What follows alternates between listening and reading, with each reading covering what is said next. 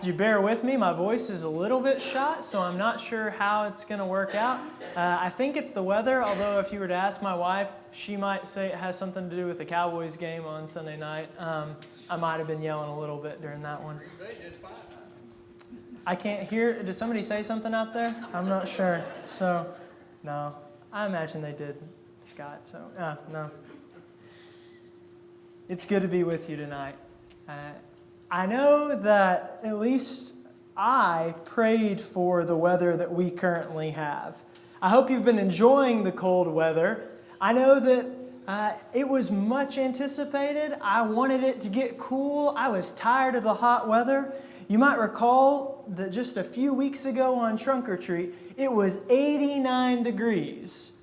So I was praying for just a little fall cool down, like let's just get a little bit cooler weather, enjoy a little bit of fall.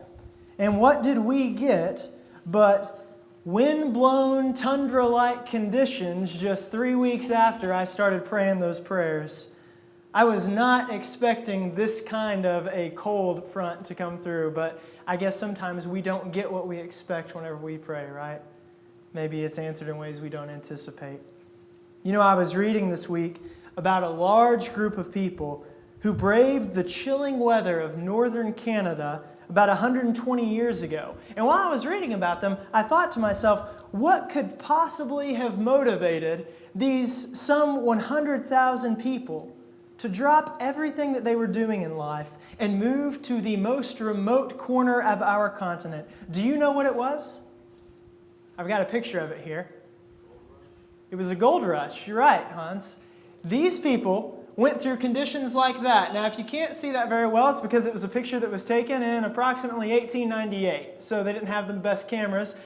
That is a line of people going up the Chilkoot Pass in Alaska to get to Canada to go to this Klondike gold rush. All these people left over a 2-year period of time from 1897 to 1899 to go and prospect for gold on the Klondike River in the Yukon Territory in Canada. And they went through a lot of stuff that looked just like that. Now, you've probably heard of this before, at least some in our audience have. It was one of the last large gold rushes in American history. Of those 100,000 some odd people, a lot of them came from the western coast of the United States of America.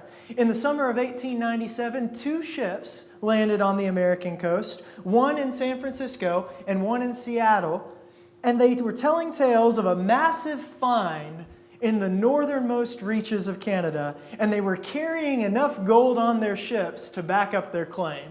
People were real excited. They were drawn to the promise of gold and the wealth that would accompany it, and so they began leaving in droves to go to Canada and make their fortunes. The mayor of Seattle even left his position, resigned as mayor, so that he could go and prospect, along with many other notable businessmen of the time. Many people left their jobs. Some people left their families with promises of returning home rich. Some left to try and make a fortune, not off of the gold itself, but off of all the people who were leaving. They would start selling Klondike apparel and Klondike boots that they had specially made, even though they had never been to the Klondike. They had specially made it just for there. Everyone wanted a piece of the pie. And people traveled thousands of miles, most of them over the frozen mountains like this one of Alaska and Canada, through lakes and rivers, because they believed that at the end of their journey, that it would be worth it. That they would have something great to show for their trouble. Now, unfortunately, if you're a student of history, you know that they were mostly wrong. I don't mean that the gold was a lie. There was quite a bit of gold in the Klondike River. Some people say 15 times the amount of a creek in California that would have been mined. But by the time that those prospectors that left from Seattle and San Francisco got there, most of the land, along with the gold that lay under it, had already been claimed. Of the 100,000 people who set out, only about 40,000 people actually made it to the Klondike River. The weather was so bad, the conditions so hard, that a lot of people, over half of them, gave up and turned around. Now, many who set out in the summer of 1897 didn't actually reach Dawson City, which was the closest city nearby, until the next summer in 1898. And after traversing over snow-covered mountains and lakes for the better part of a year, they found that there was very little left for them in this very rich area. And at a cost of about $1,000 on average per person, it's estimated that the amount of money spent by people trying to travel and get to this gold rush was more than the amount of money made off of the gold that was in fact mined out of this area. By 1899, the gold rush was officially over, and people were leaving even more quickly than they had arrived. In August of 1899, it said that Dawson City, which had boomed from a town of 500 in just 3 years to 30,000 people, lost 8,000 inhabitants in just 1 week's time. In just the blink of an eye, this huge upheaval of ordinary life, this gold rush had passed. And people returned home or moved on to another town where they could try and find another gold fortune. So few made any money off of the promise that they left home with. And those who did make money mostly lost it, either through raucous living, gambling, or trying to continue mining where there just was no more gold. And it just seems unreal to me that so many people would go completely out of their way, that they would give up everything that they have for the idea of trying to get rich quick. And I want to know what you think. All those people, 100,000 people, left everything that they had and braved anything that stood in their way, all because they believed that it would be worth it. They believed that once they got to their destination, that all the trouble that it took to get there would be worth it. But most of them left empty-handed, worse off than they had started. Just like that, they had expected, just like that event that they had expected to end all of their troubles, well, it was over and their troubles remained. The grass was not greener under the frostbitten earth on the other side of those cold mountains, and the hope of those who had come with the promise of finding gold had started to wilt. Their lives had changed, that much was certain, but they hadn't changed in the way that they had expected, not in the way that they had hoped.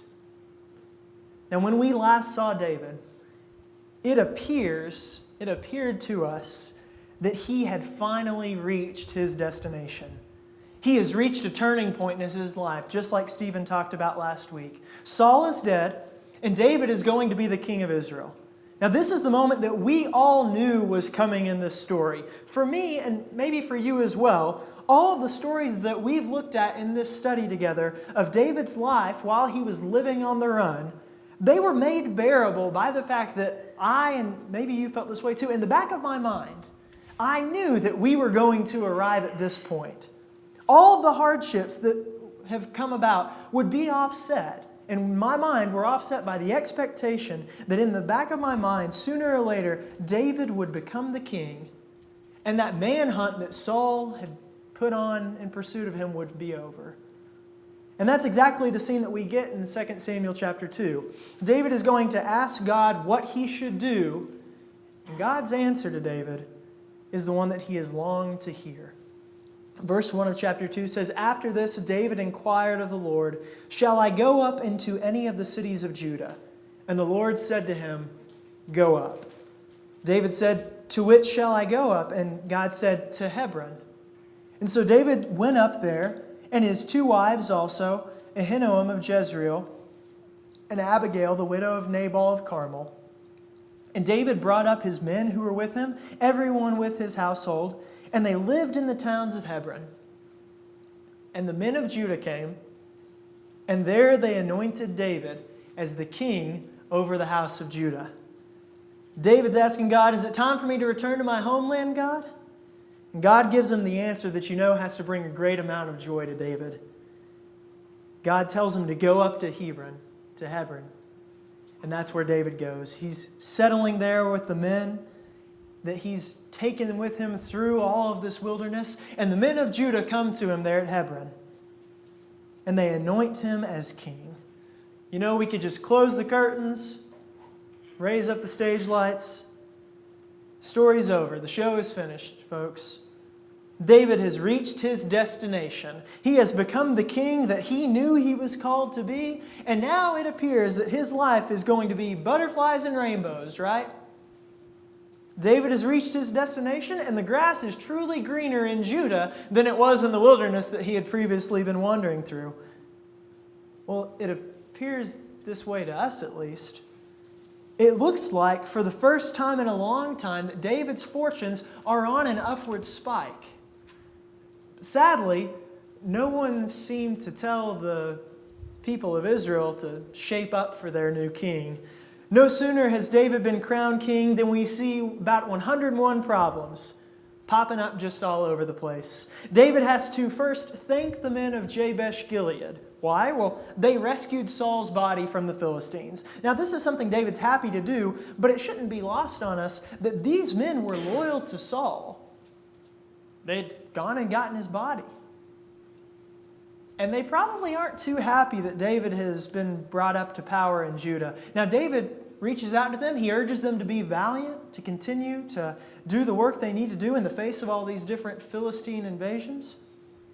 And he even tells them, that since the people of Judah have made him their king, well, he would happily accept their recently open position if they need one. Now, the men of northern and eastern Israel, they're not going to accept David just yet. Abner, who you might recall was Saul's former general, will take Saul's last living son, named Ishbosheth, and he's going to make him the king in the north. David is going to get stuck in a war with the northern tribes of Israel, actually, and that's not what he wants. By all accounts, it appears that Abner and his army are actually the ones that attacked David in the south first. But no matter, Israel finds itself in a civil war, stuck between the army of David and the army of Ishbosheth. This is surely not what David was expecting. It's not what we expect, at least. God calls for David to go up to Hebron after all, and this is what happens when he gets there? Maybe the grass isn't greener for David. Maybe his prospects will turn up empty after all. Now, eventually, Abner is going to help David get the support of the northern tribes. He's going to call the elders of Israel to come and meet with David at Hebron. David's going to be king over all Israel. That's the plan, at least. Now, David invites Abner to feast with him, and as David awaits a visit from the elders, Abner goes back to the north to fetch them. But as Abner leaves Hebron to go back, he is confronted by Joab. And Joab in this story is David's general. Now, I'm summarizing here. I'm going to try and make a long story very short. Joab is mad at Abner. Remember, they're on opposite sides here. They're opposing generals. Joab is mad at Abner because Abner killed Joab's brother in a battle. Now, Abner didn't want to kill Joab's brother. Abner told Joab's brother, stop chasing me. Stop chasing me. Over and over again. And finally, he was forced to strike him down. But Joab holds grudges. He's arguably the worst character in the whole Bible. If you want to talk about that sometime, I'll talk about it with you. Joab's the worst. And Joab's not going to listen to Abner's reason. So instead of letting it go, making peace with David's new ally, Joab is going to murder Abner. And this causes pandemonium to break out across all of northern Israel. Now you can imagine how that looks on David, right? And on top of this, two men who are in Ishbosheth's court, well, they see that Abner is dead, and they assume that David's about to become the king of all Israel. And they're nervous about that because they've been following this other king. So what do? But they go ahead and kill Ishbosheth, and they run and tell David about it. Hey, we killed your opposing king, because they're trying to win his favor. How do you think David looks in the face of the Israelites at this point in time? You just can't make all this stuff up, can you? David becomes the king, and everything that can go wrong does. David is not the cause of these problems. He's not the one doing anything. And yet David is having to try and convince the people here that he is innocent. He has to tell the people, no, it wasn't me. I didn't order the execution of the two people who stood in my way from becoming king over all of Israel. I know it was really convenient for me that they're not around anymore, but I didn't have anything to do with it. Do you think that that's easy for the people of Israel to swallow? David's right. David's not wrong. He didn't order these things. He wasn't a part of it. But how do you think that it looks? whenever David has so much to gain from these things? Now, there may be green grass here somewhere, but we've been digging into a couple chapters pretty quickly here, and it seems that we haven't even touched the tip of the iceberg yet. On top of all of this turmoil in Israel, David is still looking to his west, because to the west are the Philistines. And they're not attacking at this very moment, but David knows they're going to come back soon, and he's going to have to be ready to fend them off. They will try and invade. It's at this point in the story we need to ask ourselves, do we really think that the worst part of David's life was past him? And if so, maybe we need to think again. This might be the most tumultuous time of David's young life. Everything that can go wrong for David when he becomes king seems to go worse than wrong. He stands before the elders of Israel, needing to convince them that he didn't murder their king in general, and that he didn't want to go to war, the war they've been stuck in for the last couple of years, and that in spite of these things, he's capable of doing an adequate job to defend them from the Philistine threat to their west. It seems that David's best prospects have been turned into the worst possible realities. David's destination doesn't seem worth the journey here, does it? David's life hasn't panned out the way that we expected it to after Saul's death. How do you think David is feeling right about now? What do you think? Well, I guess another question is, how do you feel about all of this? How does this make you feel? I think that one of the most powerful things about David's story is the close connection that we feel in our own lives to David. I mean, isn't it the struggle that we have today? Isn't what's happening to David the struggle that we deal with? We come to life with great expectations of what can be. We believe that we have crossed our Jordan sometimes, that we have reached our destination. How often do we put our hope in the promise that our fortunes are going to be looking up? That we have turned the corner and everything's only going to get better from here on out, only to find that the treasures that we were promised in this life are not really treasures at all. How often do you sat sifting through all of the stuff that's going on in your life, looking for just a nugget of hope, only to find muddy rocks at your disposal? And as Christians, I think that we feel this struggle in a unique way sometimes, because we don't just stare into the universe and wonder why. We don't believe that these things happen to us because of karma or bad luck. We believe as Christians that God is at work in our lives. And so when we find ourselves empty-handed, we're tempted to think that somehow God has abandoned us. We're tempted to think that God has led us to a destination where there's nothing for us. We, like the Israelites, are tempted to believe that God has led us into the wilderness, out of Egypt, only to let us die away from any sort of comfort. And while this may be the way that we feel from time to time, and I think that sometimes we can feel this way whenever we read these kinds of stories, unsure of our destination and down on our luck, the picture that we get of David in these stories doesn't suggest that he feels this way at all. It may be that when we read these stories, we cast our own disappointments, our own discouragement onto the characters that we read about. But is this really how David is portrayed here? I don't think so. In fact, I think that while we often reach a point in our lives of hopelessness, like those looking for gold in the Klondike River, David does not seem discouraged by his destination. He seems very comfortable with where he is at. And how is that? What separates David, whose kingdom is warring underneath him, struggling to keep a hold of it all? What separates David from those who arrived in Dawson City, up in the Yukon Territory, only to find that they had little to no hope of success? Two things, I think.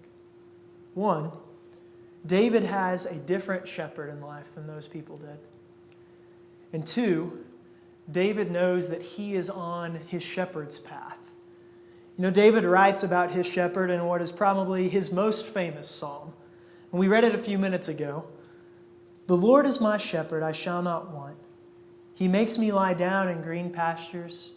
He leads me beside still waters. He restores my soul.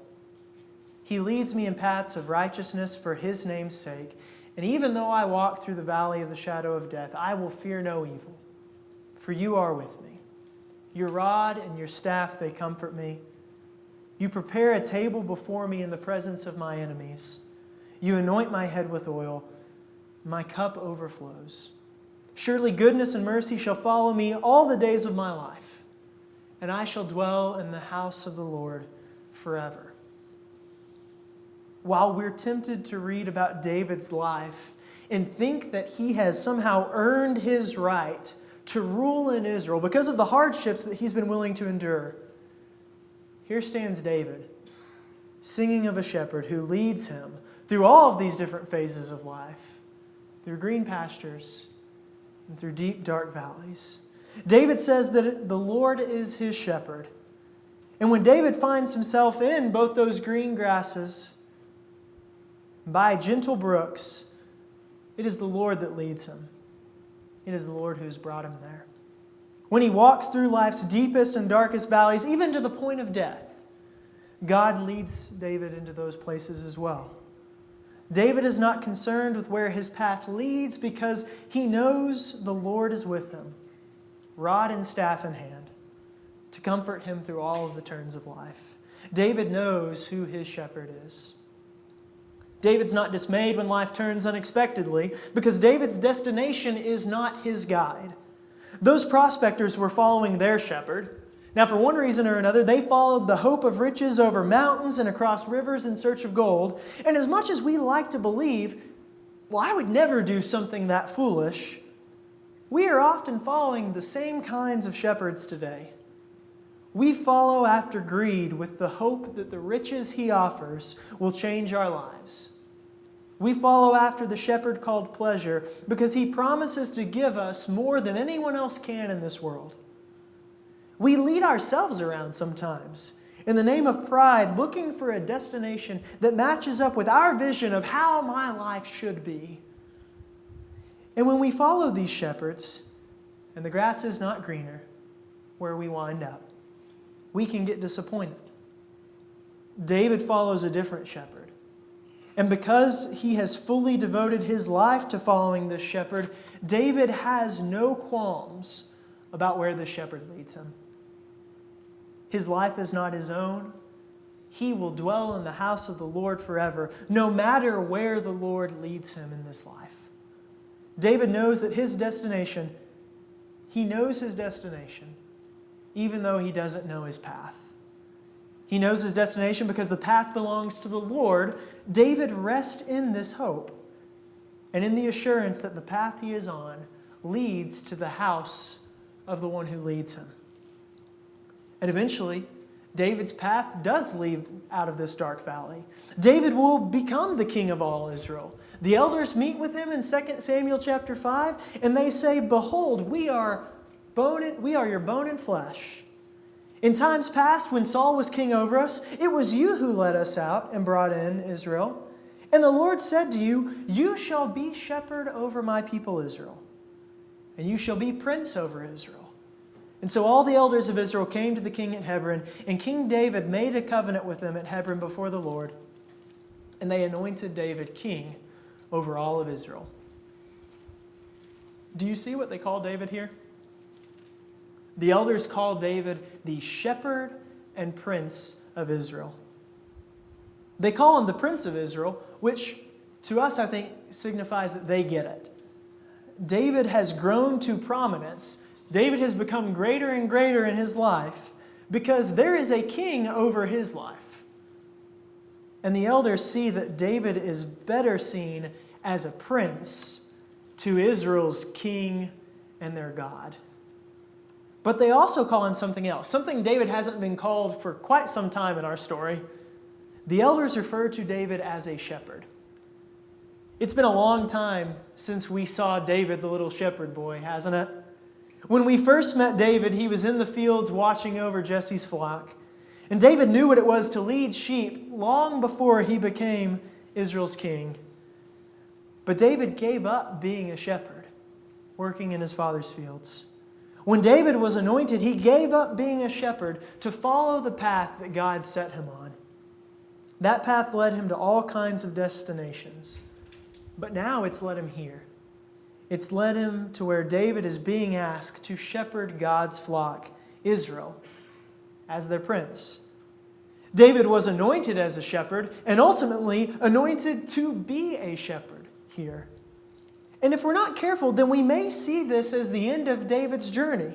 From lowly shepherd to the sheep that follows after the shepherd God, back to the princely shepherd of Israel. But David knows, I think, that this is not the end. And we will see soon that this is true. David will continue to go through ups and downs in his life. He will find himself in positions of great strength, and he will find himself weak and old. David will find himself ruling powerfully from his new capital in Jerusalem, and we may even see David on the run once again later in his life. But in spite of all of these things, David is going to try and follow his shepherd until he reaches the house of the Lord. David is just a sheep. The Lord is still his shepherd. I can't help but think of another Lamb of God in the Bible who was willing to give up all that he had to follow the call of his Father and shepherd.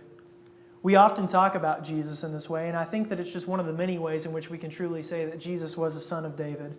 Jesus does not follow after the rival shepherds of this world. He realizes early on in his life whose flock he belongs to. Jesus follows his shepherd through both green pastures and dark valleys. Jesus goes to places that no Jew would intentionally go in his life. Jesus goes to places that he's not welcome in life. He seeks nothing more than to do the will of the one whose hand holds his life. And Jesus reaches what appears to be his final destination, nailed to a cross, buried in a grave. His disciples believed this as well. They believed that the great promise of Jesus, the Messiah, may not be what they had come to believe that it was. And surely the grave was a disappointing place for the Son of God to go. No doubt it was. But Jesus, like David, knew that that grave was not ultimately where he was going.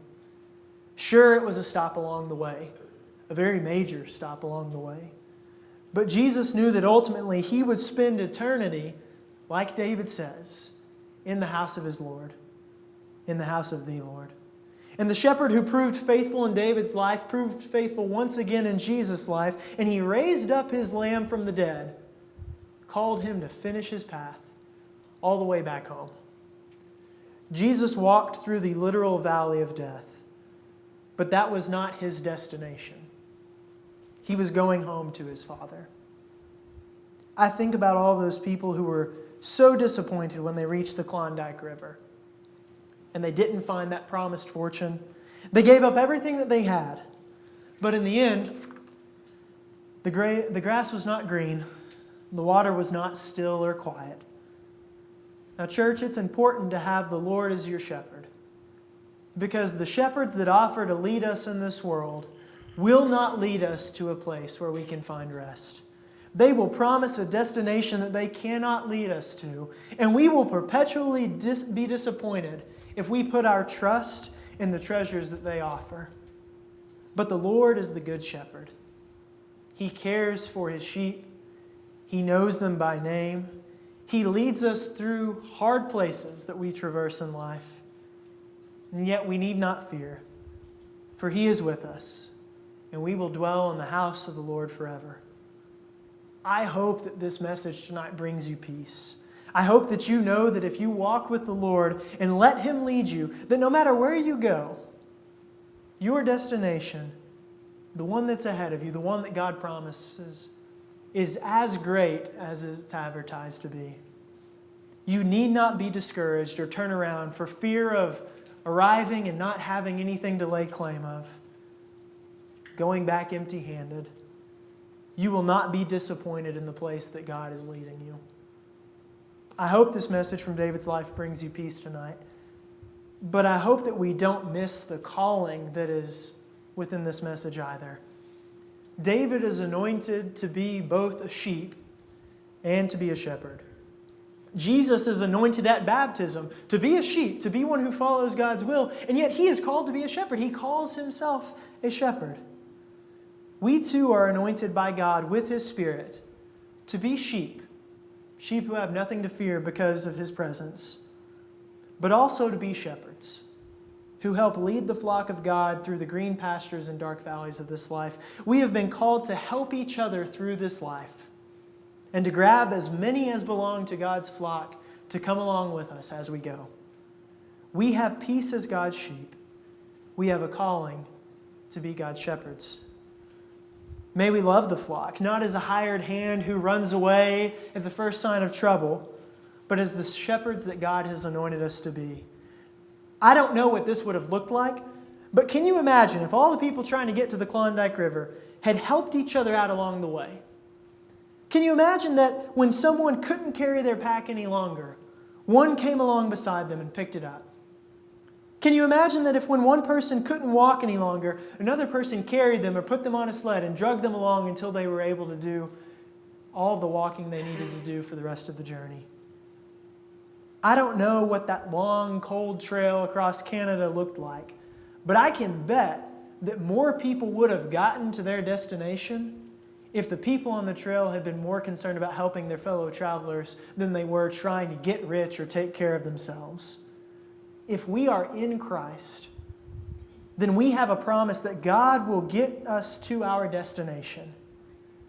And it is far greater than a river that produces just a little bit of gold here and there. The whole street, every street, will be paved in it. Because we know that the Lord will lead us. We are freed up. We have the freedom to help others out along the way. We are anointed, I believe, church, for this very purpose. And we are not headed to our destination so that we can spend all of eternity in solitude. It's our duty to call out to the people along the way and urge them to stay the course, or maybe even join the procession as we march to the house of the Lord. There are many rooms. Let's bring as many brothers and sisters as we can with us as we go. Maybe there's someone here tonight who needs to put Christ on in baptism, to share in that hope with those of us here who have put Him on, of an eternal dwelling place with a good shepherd. And if you're here tonight in that state, we want you to know that we're here for you. We can help. Maybe you need prayers for strength along the way as we march on towards our destination. Or maybe you need prayers to help strengthen others along the way, to look outside of yourself and do your part as not only the sheep, but as the shepherd that God has called you to be. Whatever need you may have tonight, whatever reason you might need to come, we offer you the chance now as we stand and sing.